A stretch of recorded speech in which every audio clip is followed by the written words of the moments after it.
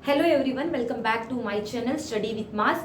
So today in this video हम बहुत ही important topic पे बात करने वाले हैं, जो कि how to crack your CTET exam. देखो फ्रेंड्स, सिर्फ पढ़ाई काफी नहीं होती है, कभी कभी आपको स्मार्ट वर्क भी करना पड़ता है। कभी कभी बहुत ही रट्टा मारे हुए लोग एग्जाम को क्वालिफाई नहीं कर पाते हैं। रीजन बस इतना है कि उन्हें समझ में नहीं आ रहा होता है कि पेपर किस टाइप में आने वाला है। तो चलिए आज इसी टॉपिक पे हम डिस्कस कर लेते हैं। सो सीटेट 2024 रिलेटेड पास करने के 5 टिप्स। यहाँ पे मैं 5 टिप्स देने वाली हूं आपको, जो कि बहुत ही ज्यादा इंपॉर्टेंट है एग्जाम पर्पस पे। ओके, यहाँ पे पहला पॉइंट आ रहा है हमारा स्मार्ट स्टडी। स्मार्ट स्टडी का मतलब आप सबको पता ही है, ऐसे ही कुछ भी अपना टाइम वेस्ट नहीं करना है, लाइक दूसरों को दिखाने के लिए, या ऐसे ही कुछ भी without having any knowledge study नहीं करनी चाहिए। पहले हमें सब कुछ पता रहना चाहिए। तो चलिए मैं बता रही हूँ, यहाँ पे आपको 150 मार्क्स का पेपर तो आपको पता ही है। यहाँ पे मेन पॉइंट क्या है, यहाँ पे 75 आपका पेडागॉजी रिलेटेड आएगा एंड आपका 75 टॉपिक रिलेटेड आएगा। तो भाई 75 पेडागॉजी के परफेक्ट कर लो आप, तो मिनिमम आप 20 to 30 मार्क्स तो अपने सब्जेक्ट स्पेसिफाइड प्लेस में आप ले ही पाओगे, है ना। तो यहाँ पे हम बात करते हैं कि 75 आउट ऑफ 75 कैसे लेना है। एक्चुअली सबको लगता है कि हमारा जो सीडीपी होता है या पेडागॉजी रिलेटेड जो भी क्वेश्चंस आते हैं वही बहुत ज्यादा डिफिकल्ट होते हैं। एक्चुअली नहीं है, यहाँ पे सब लोग ट्रिक ही यूज करते हैं, जबकि किसी को एग्जैक्ट आंसर नहीं समझ में आता है। जब आप समझने लग जाओगी कि किस टाइप के पॉइंट को पकड़ के हम लोगों को आंसर फाइंड आउट करना है, तो इजीली आप यहाँ पे स्कोर कर सकते हो। तो इन 75 के रिलेटेड मैं आप यहाँ पे बात कर रही हूँ। तो पहला पॉइंट यहाँ पे आ रहा है इन 75 के रिलेटेड, जो कि हमारा टिप नंबर 2 है। यहाँ पे क्वेश्चन जो भी आएगा चाइल्ड सेंटर्ड पे आएगा, मतलब बच्चा पहले आएगा, अध्यापक बाद में आएगा। यहाँ पे teachers are just a facilitator, यहाँ पे टीचर का रोल कुछ नहीं है।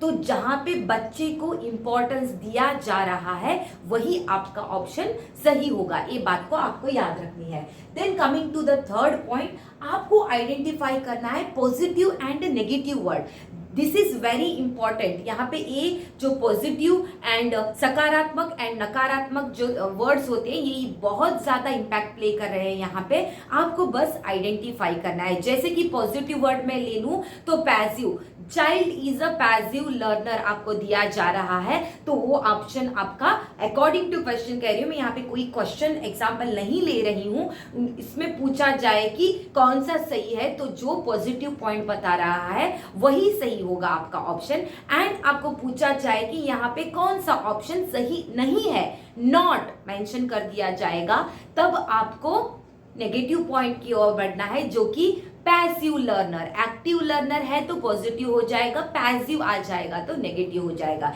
या पनिशमेंट आ जाएगा, ये भी नेगेटिव वर्ड हो जाएगा आपका। देन अगर लाइक टीचर ही सब कुछ दे रहा है बच्चे को, बच्चा इज जस्ट ऑब्जर्वर, ऐसा कुछ दिया जा रहा है, तो भी यहाँ पे वो नेगेटिव वर्ड हो रहा है। यहाँ पे बच्चा ही चाइल्ड सेंटर्ड एजुकेशन है। अकॉर्डिंग टू पियाजे आपको पता है child is a little scientist. So इस तरह के बच्चे को इंपॉर्टेंस देने वाले क्वेश्चन अगर आ रहे हैं तो वहां पे आपको फोकस करना पड़ेगा। Fourth one, theories are very important here. तो यहाँ पे बहुत सारी थियरीज आपको देखने को मिलेंगी CDP related, but friends important 3 होते हैं, सिर्फ और सिर्फ 3, जिसमें से ही आपके मैक्सिमम क्वेश्चन पूछे जाते हैं। नंबर 1 पे आ रहे हैं जीन पियाजे, नंबर 2 पे वाइगॉट्स्की एंड नंबर 3 पे कोलबर्ग। इन्हीं 3 theories related most of the questions हर एक पेडागॉजी में आ रहे हैं, सिर्फ ना कि सीडीपी में, बल्कि आपके मैथ पेडागॉजी में या आपके साइंस पेडागॉजी, एसएसटी पेडागॉजी, हर जगह पे आपको इन्हीं 3 लोगों के थियरीज देखने को मिल सकती है। ठीक है। And the last point that is NEP 2020 and NCF 2005 को आपको परफेक्ट कर लेना चाहिए। ये भी आपको हर एक सब्जेक्ट में देखने को मिलेंगे।